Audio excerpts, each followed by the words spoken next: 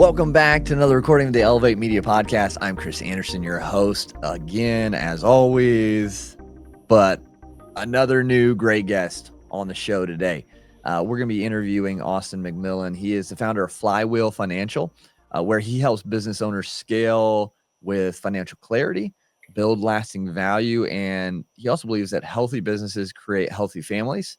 And when you have healthy families, you can create healthy communities. And so super excited to dive in this conversation with Austin.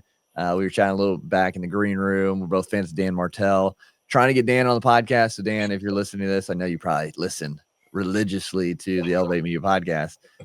Let's get you on the show. But no, for real, Austin, welcome to the Elevate Media Podcast, man. Chris, thanks so much for having me, man. I'm fired up to be here.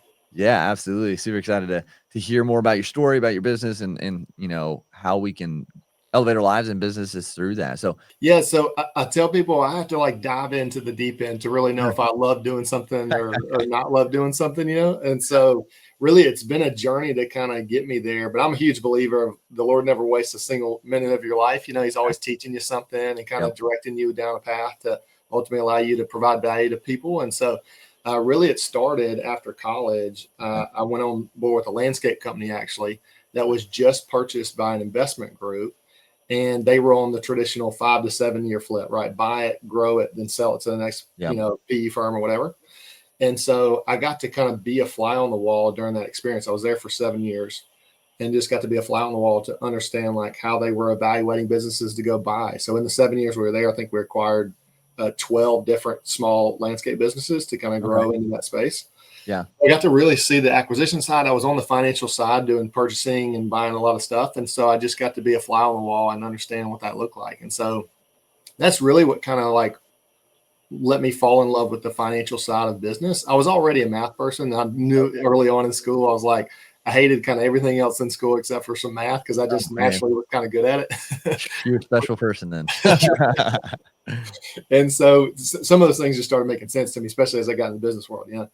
And so then from there, man, I actually traded options in the stock market for 2 years, just because I was like, okay, let me just try this. It was something I just wanted to do. Like I said, dive in the deep end. Let me try it. Yeah. Realize that I'm an extrovert, love building teams and being part of a team. And I didn't want to be isolated reviewing stock charts all the time. And so then from there, actually came on board with what became Flywheel Financial. So jumped into a good friend of mine. We run together and all kinds of stuff. And so he was building this business, fractional CFO accounting service for small businesses, and worked with him for a few years, fell in love with the business model and offered to buy it. And we closed in May of 2023. So it was like a combination of what I got to see in the acquisition world back in my landscape days. Then I got to like be a part of the company and offer to buy it. And we bought it. And then we've been doing it for about 2.5 years now under Flywheel Financial. So it's been a ride and a journey. I love every second of it.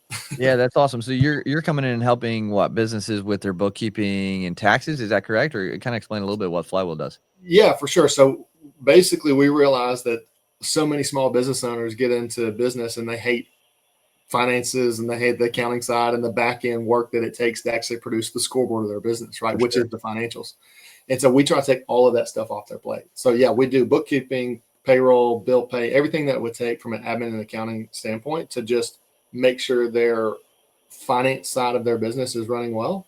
So the owners can focus on growth and hiring the team to support the growth and everything that they got in business originally to go do, right? Sure. We try to be their partner on the finance side.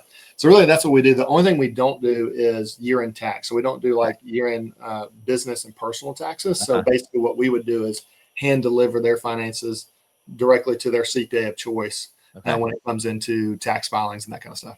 Nice. That's cool. So when you're looking at people's bank or when you're looking at businesses, I guess, their bank accounts and their books and things,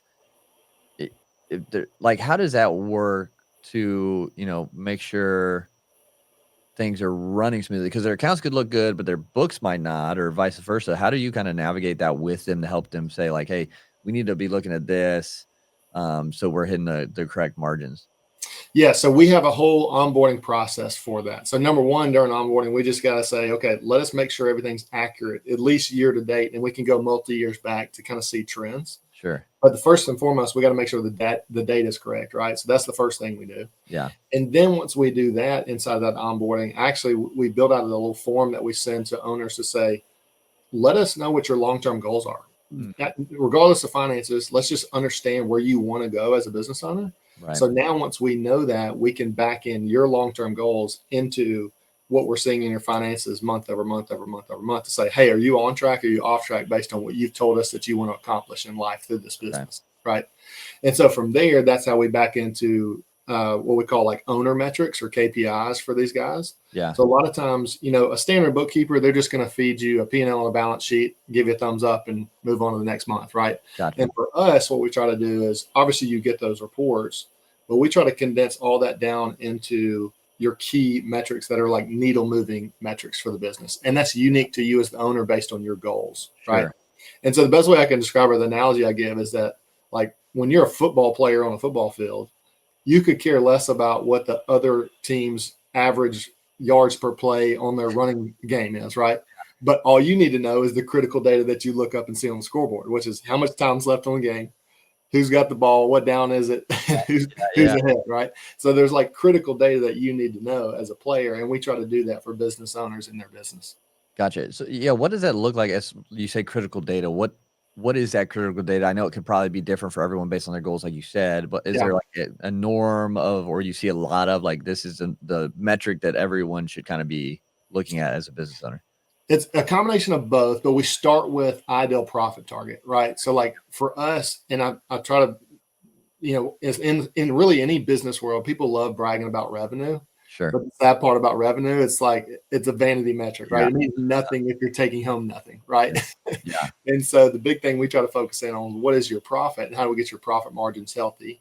Yeah. So we have a conversation, say, what is your ideal profit margin? Like, do we think we can get to 30% in your industry? Can we get to 35, maybe 40%? What does that look like for you? Right. So we decide that, and then we back into numbers up top from the expense and the pricing and all the things that goes into creating that profit margin. And that's where we dictate some of those metrics. But I will say we specialize in the service-based industries. Okay. And so many times, I would say 100% of the time, one of your key metrics is a metric on labor. So it's labor efficiency. Yeah. You're saying, okay, I'm literally have a team of people doing work. How much revenue is that team producing? And what's my magic number that I got to focus on every time I'm paying payroll? Right. So we help owners dictate that a lot of times you're never going to see on just a standard P&L, but it's something they can track every time they run payroll to say like, did we hit our number or did we not hit our number based on what we paid out in labor to what we generated in revenue for that same time period. Right. Yeah. Cause that's a big thing, even with us, like, the team, or if we have to bring on more contractors for jobs, it's like making sure we quote enough for that as well. So we're, in the profitable section with those productions. So what happens if, businesses are just chasing the revenue instead of really focusing on the profit side? Do you see them get into some hairy situations with that? Yeah, well, to tell you the truth, we won't be around for long working with those guys just because, they won't be able to pay our own bill, right? So like for people that literally are just chasing revenue with zero profit, number one, the way I kind of go back to is that, most people say, okay, if I ever leave my W-2 and start my own business, this like the main thing I hear time and time again is like, I get to be my own boss. I get freedom. I'm going to make my own hours. I'm going to do all these things. But the reality is what most of the time happens is you get out of your W-2, you work twice as many hours that you were working in your W-2, and you're probably making less money for a while than you were at your W-2, right? Yep. And so we try to help people to say, like, let's create a path earlier to create success earlier in your plan to say, let's get the profits because you get to decide what you want to do with those profits once you get there, right? So not only are you paying yourself as an owner from a salary standpoint, we're creating healthy margins in your business to say like, okay, do you want to reinvest those margins or do you want to take dividends or like, what does that look like once you actually have the margin in your business to do that? Right. Yeah. And with that, like, is that something you're not necessarily controllers, right? Like, so if people had, you work through a budget with this company, you're not like controlling those funds. You're just kind of giving the path and the guidance, and then they can ultimately make the decision, right? That's exactly right. Yeah. So we basically give them the plan, but from a security standpoint for us, we never have the ability to transfer money out of anybody's accounts or anything like that. We literally just are like basically the back end work to produce the data. And then the advisor to say, this is what we think you need to do to set up separate accounts and do these things to kind of prioritize profit and like get your business in a rhythm. Really what it comes down to so many times, Chris, is that we try to help people find the rhythms of their business and understand like, how do you create a system behind it that is pushing money and like budgeting money as you have money coming into your business to really prioritize profit, set aside money for taxes, and really get in this business rhythm of saying like, okay, I feel confident that we're going to hit 22% target in the next 12 months because we have a plan to get there. Yeah. Yeah. And I think that's a big thing. So how do you kind of go with that? You give this plan, but maybe you're with a business that maybe their numbers are like all over the place. Yep. They're, how does that work? Like when it's a new business, right? So revenue, profit might not be consistent. Uh, there's ups and downs with it. There's probably some debt with it. How do you Yeah. navigate that situation with the business? Yeah, that's a great question. So to me, it's all about starting small and building momentum, right? And so we would still build the systems around it. We just might be allocating $1 to profit rather than $100,000 profit, Sure. right? Right. But Yeah. it's like you build the system still and commit to the habit of the system. And then you just start small and you build momentum as you understand more and more how this system works. But like for your example, even early on, you still have to figure out, okay, the seasonalities of the business. If Right. there's debt to pay, then we're going to tackle that first. So like that's when it goes back to what the owner's long-term goals are. Yeah. So if they're having trouble sleeping at night because they have this massive debt bill that they acquired to go purchase the business or buy assets or whatever, then we're going to say like, okay, let's be smart about number one, we got to get your company profitable so we can pay down the debt. Sure. And then number two, once we have the profit, then we have a decision to make. Do you want to just continue to pay yourself more and not be able to sleep because you got this big debt? Or can we pay down that debt ASAP?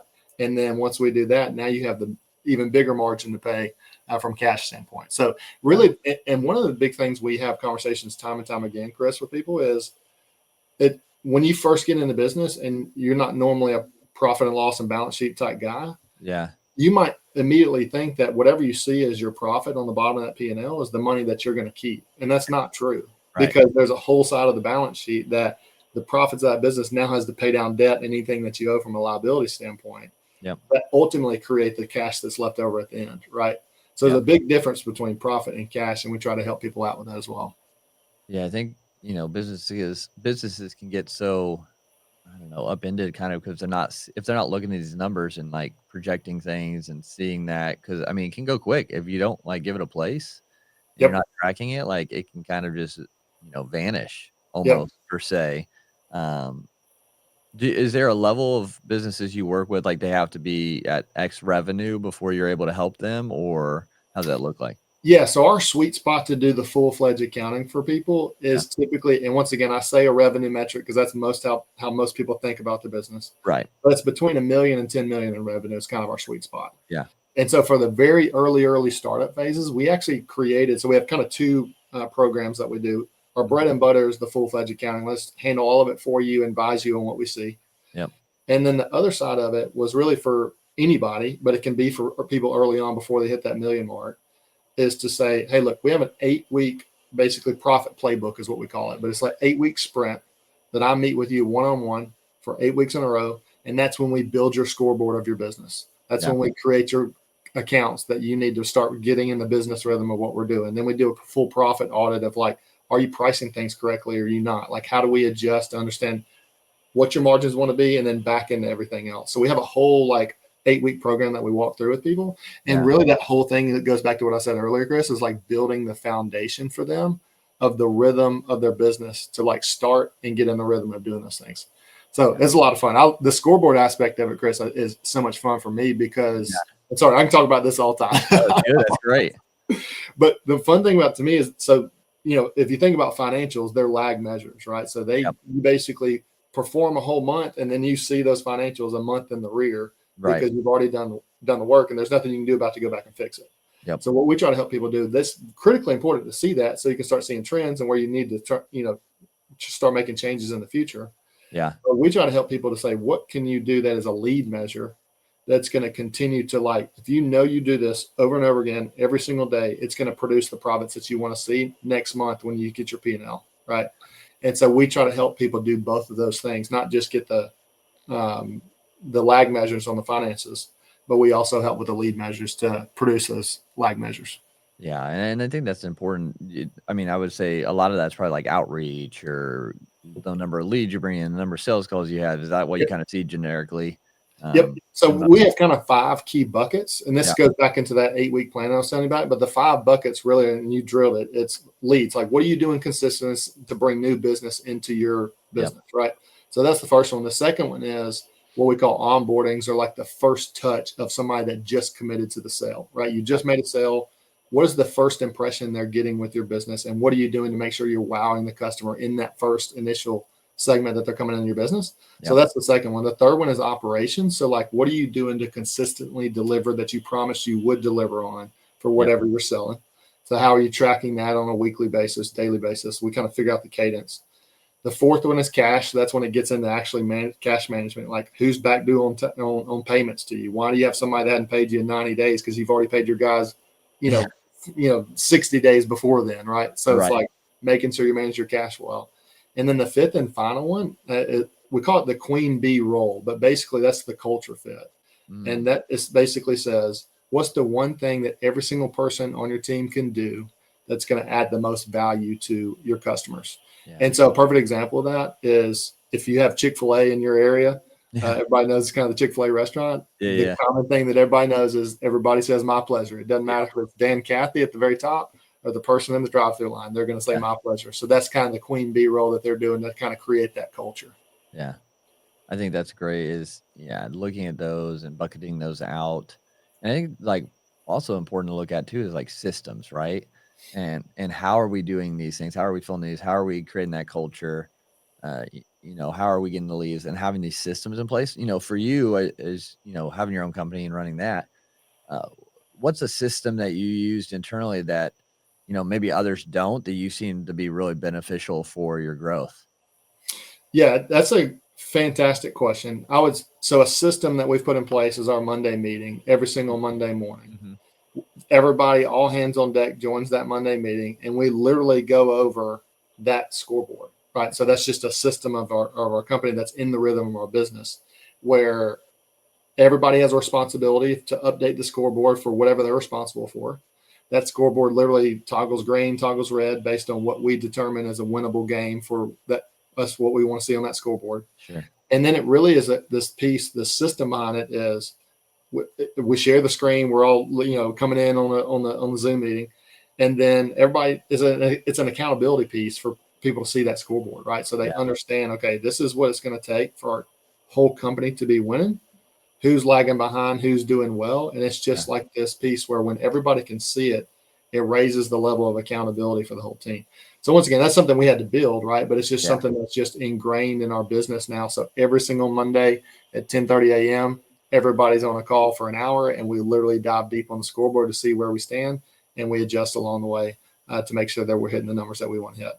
So that's just one kind of rhythm, and then I can go into deep into like different softwares and systems that we've put in. But to me, that's such a pivotal driver for us Yeah. to make sure that they were humming along like we should. I love that. I think a good touch point and just keeping people accountable and visibly seeing it is important. And, on the kind of flip side, is there anything that you've kind of cut out that, most bookkeeping services like swear by, or, it's one of those, that's how we've always done a thing that you're like, hey, that doesn't make sense. It's not efficient. We're not going to do it that way. Have you had anything like that where you've cut out the quote unquote norm that everyone else does?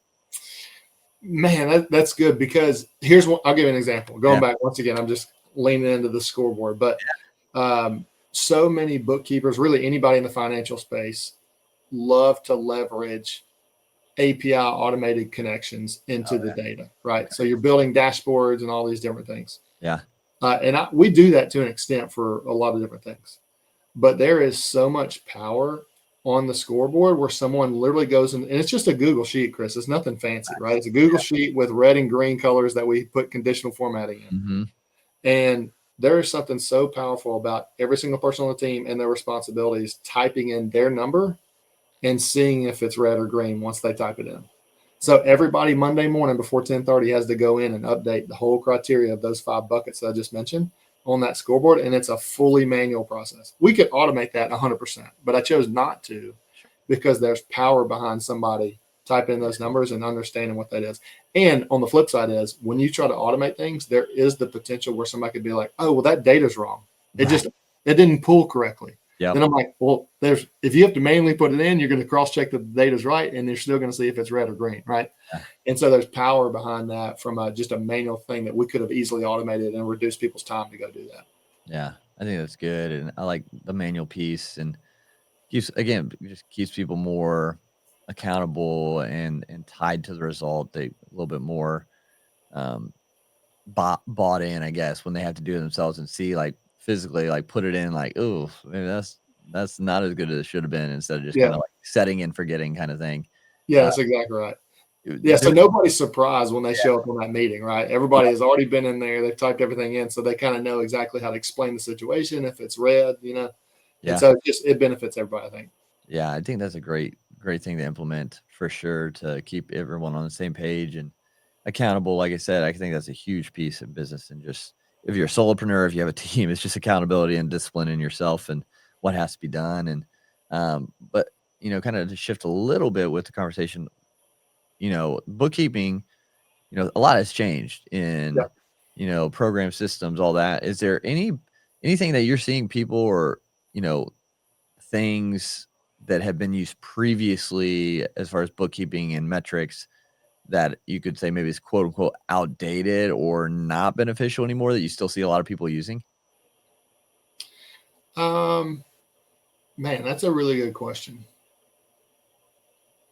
I would say, I mean, the only thing I can compare that to is your kind of average Joe Blow bookkeeper most likely is just going to push out the P&L and push out the balance sheet, Sure. right? And those are critical pieces, but there's so much more behind going back into those owner metrics of delivering things that actually add value to our clients. So here, I guess an example is Yeah. the last thing we want to do is be the people that deliver your reports every single month, Hmm. and the owner never even pulls them up. He doesn't even click on the email, right? Yeah. Because it's not valuable to him. Hmm. He just knows that, hey, maybe my accounting's being done. Who cares? Like it's not helping him make decisions, Right. right? And so I think that's where we see time and time again when you subscribe to, you know, traditional old ways of thinking. It's like, here are the two main reports that you need as a business owner. But there's a whole proactive approach to say, like, well, number one, how do you even read that information that we're giving you? But how can we actually cater that to you so it actually helps you make decisions? And it's not just a 2-page report that you don't even open up when you get the email, right? Yeah. And so I'd say that's probably what we've tried to do to kind of set ourselves above the pack, if you will, is to Sure. say, like, hey, look, we're going to work with you one-on-one to the long-term goals to really let you understand what it's going to take to be successful in your place. And then the second piece I'll mention, and this is new for everybody, Yeah. but artificial intelligence, right? Like Yeah. bookkeeping, if you think about that, is ripe for the picking for Yeah. like AI, because it's repetitive in nature. The tasks are repetitive in nature. You're doing the kind of the same thing every month to close the books Yep. in a certain lens. And so for us, it fires me up. I actually told the team, this was months ago now, but I told the team, I was like, I don't think we're ever going to hire another bookkeeper, right? Somebody Mm. that's just going to be doing bank reconciliations and Yep. coding transactions and the task that it takes to close the books. Will Right. we still be in business long term? I 100% believe it, because we help people understand the financial side of their business and become more profitable. Yeah. AI is going to be really hard to do that without the accountability and the focus and the meetings and this thing to get you there. Yeah. But from a standpoint for us, it fires me up because we could potentially become more efficient, because now we have machines doing the things that we used to pay labor for. And Right. I think that's probably an old school way versus new school way of thinking as well, where people in the bookkeeping space haven't adapted to that yet, Yeah. where it's already here, right? You can Absolutely. already get machines to start doing bank recs that I used to pay Yep. somebody to go in there and click the buttons and review the Yeah. statements and all the things to go do, right? Right. There's a machine that can do that now, which is pretty wild. It is crazy to see what's, the changes and the different tools and systems that we're going to get because of all this, and how people will adapt or not. And I think the ones who don't are going to be in trouble, Yeah. um, for sure. So, looking back at your path, like, you worked with the companies previously where you learned the acquisition, the business side of things, just starting Flywheel. Uh, but looking through your path, is there any sort of like connections you've seen, like even prior to that, that's kind of like, wow, yeah, like I was going to end up being a business owner, um, you know, from a young age or school or whatever that sticks out to you, like looking at your journey? So I think like the desire to be a business owner has been inside of me for a long time, even Yeah. since college. I remember back in the days where you would stay up late and now go to bed super early, because we got a young little girl. But back in the days in college when you'd stay up till 1 or 2 a.m. dreaming about stuff, I Yep. remember having multiple conversations with close friends of mine just about dreaming up businesses. I Mm, mean, one of the common things that we used to talk about was like, if you won the lottery tomorrow, what would you do with that money? yep. And which was kind of a dumb concept, but like for us, everybody in our group that we talked about would go back to what business would you build with that money? Yeah. And so the desire has always been there, but I think for me, I had to get an understanding of business because I didn't, to me, college can only teach you so much. You got to literally get in the world and understand how this stuff works. And I'm grateful for those 7 years of the landscape company because it taught Yep. me so much about how they viewed business and how they would see, like, how would we even go into that market? How would they evaluate a current business and how it sits? And Yeah. Chris, I'm telling you, that has helped me so much now because I have conversations time and time again with our business owners to say, is your goal to sell the business in 10 years? And if Right. it is, I can help you understand how do we build wealth for your family now for the first 6 or 7 years. Yep. And then now all of a sudden pivot to say, like, let's make that business look as profitable as possible Yeah. so that you can sell it at the highest price you could possibly sell it at when you need to sell it. Right. Right. And so those are the things that become like really, really fun for me because I had experience in the past doing that. And now I get to, try to help other people in that same way. Yeah. No, I think that's great. And, as you're scaling this too, as you're building this, what are ways that you have learned to grow it without becoming miserable and just, hating the process along the way, right? Because it can be Yeah. daunting, it can be, it can be discouraging along the journey. And so how do you scale it without, getting super negative and just blah, Yeah, it's fantastic, Chris. And so you and you mentioned earlier, Dan Martell. I Yeah. tell you, to buy back your time book. It's over here on my desk here, but it has. I've read it 3 times. I'm continuing to study it. It has become my favorite business book on the planet, at least that I've read life to date. Mm, And I'm just running the play out of it. And what I love so much about it is that the whole concept of the book for people that don't know, obviously, is don't hire to grow your business, hire to buy back your own time. yeah. Because if your whole calendar that you look at on Monday morning lights you up to go do that week, you're not going to hate your business, right? You're not going to grow to be overwhelmed. And there's always going to be stressful times of business, all those things. But Yeah. the concept behind that and the playbook behind that has been so beneficial for me. And so one thing I've committed to, and he talks about this book, and I'm actually in the middle of doing it right now, Chris, is Yeah. every single quarter, I do a 2-week time audit of my time, Yep. 24 hours a day. So I Yep. say, what is consuming my time for this 2-week period? I literally get on a Google sheet and I literally audit that thing. I type it out. Yeah. So every single thing I do. And so I have alarms on my phone to remind me to go into the Google sheet and do it. But I just committed to doing that for the rest of my life because here's the beauty of it. I do that time on it for 2 weeks. I go through and I highlight green the things that I really love doing that add the most value to our business, and I Yep. highlight red everything else.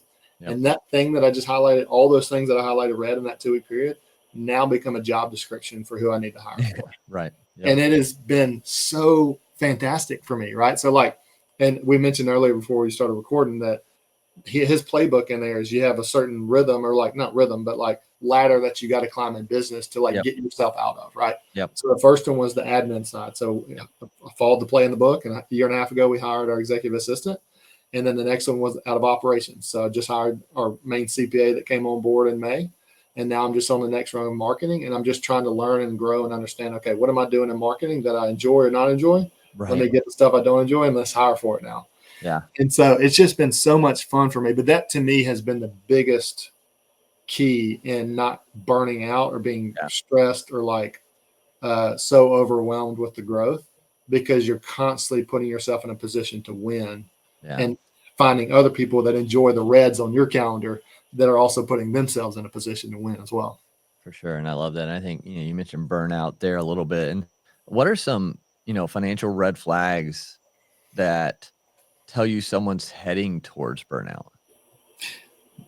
Great. Yeah, I love that question. For me, it goes back to a lot of people, especially early on in their business, Mm-hmm. leverage debt to acquire things that they may or may not need. Right. Yep. So now all of a sudden they're growing fairly quickly, but they're like, man, I got to like buy trucks or equipment or all these things to go support this growth. Sure. And they buy either too early or too expensive. Right. Mm-hmm. So they're either saying, I need the nicest thing on the planet that I can go do. I'm going to get a 20-year note on it or whatever. And then I also am just, they're buying it too early to justify the revenue has not justified the purchase yet. Gotcha. Right. Yep. And so for us, I think that creates stress more than anything. That also creates burnout because now they're like, I got to go sell so much more to justify the purchase that I've already made. Right. Right. Yeah. And so, and now, and once again, if you don't understand finances, you're like, well, man, I'm making, money on my profit line, but that doesn't include anything that you're paying down to the principal of all that equipment that you just bought. Right. And so now they're negative on the cash flow and they're stressed because they made decisions early without really understanding what it's going to take to sustain the growth as they go through that. So for us, we're looking at the number side of things to create financial margin in people's life. But the beauty of financial margin, it allows less stress and more creativity from the owner standpoint when you have margin. That's true about any margin in your life. Doesn't matter if it's financial, time, whatever. Right. But when you have margin in your life, it gives you the freedom to be more creative and more flexible and not as stressed.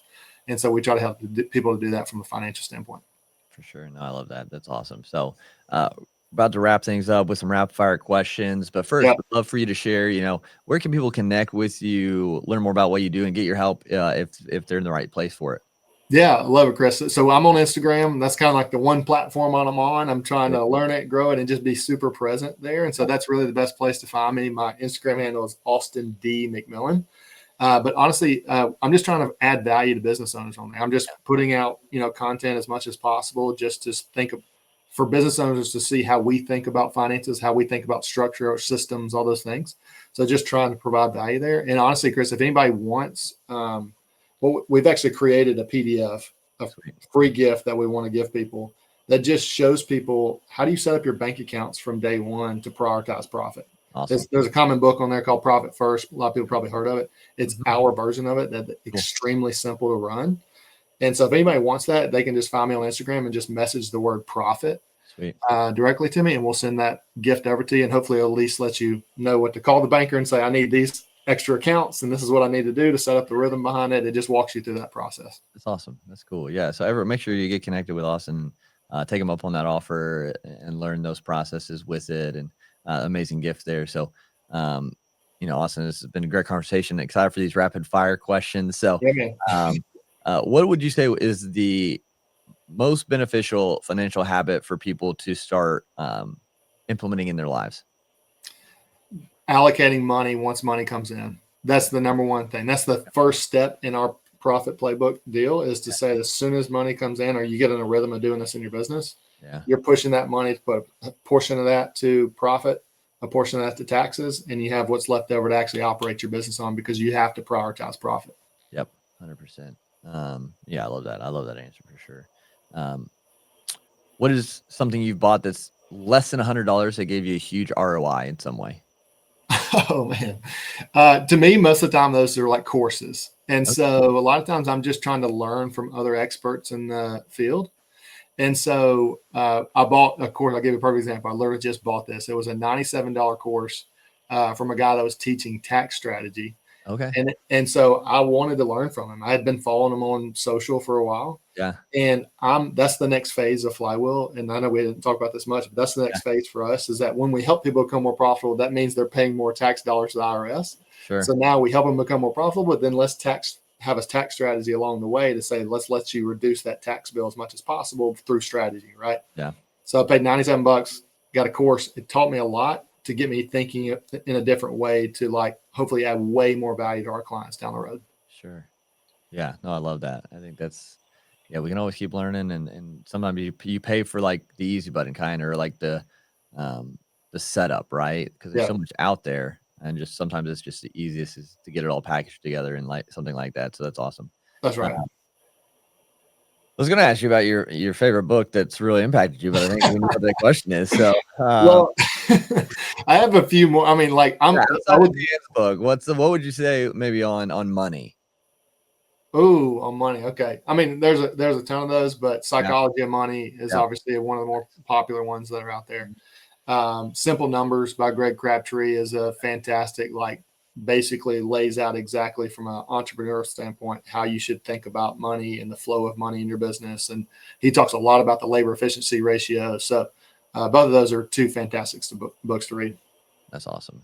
And the last one's a little bit deeper rapid fire. So if everything you do on Earth one day is gone, you're gone. Everything you've done is gone, minus one thing. What is that one thing you'd want to remain here that people could remember you by, or learn from, or use?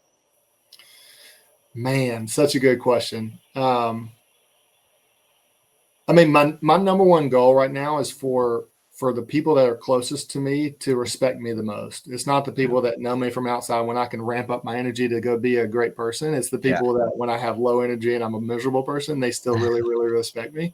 Because I just want to live with integrity for my whole life. And that's something I'm just striving to do. yeah, But really, a lot of it surrounds around, kids and family right now, because like we just had our first little girl, hopefully yeah, more on the way. And yeah. so she's about to turn one, and it's just Mhm. been it. I've loved business for my whole life, but getting to experience life with her just puts time in a whole different perspective. Yep. So I hope she remembers and future kids remember that, Dad was just so present, wasn't distracted in the world of constant distractions from phones and technology, that he was where his feet was and he was a joy to be around. So that's really a focus I'm trying to focus on right now. Yeah, I love that. I can resonate with that for sure. So, Austin, again, this has been great conversation. Super appreciative of your time, and just everything you gave to the audience today. So, again, thank you so much for being on the Elevate Media Podcast. Chris, thanks so much for having me. It was a blast. Absolutely. And for those of you listening, if you know someone again who is starting a business, or maybe it's you, maybe your early stages, and you learned something from this, or you want to share it with someone, make sure you do that. Link this to them so we can help more people together. And again, don't forget to follow and like the show, because it just keeps this ball rolling, so we can make a bigger impact in the world together. And we appreciate everyone who does tune in and like the show and listen in. So, but until next time, continue to go out there, elevate your life, elevate your brand, and we'll talk to you again soon.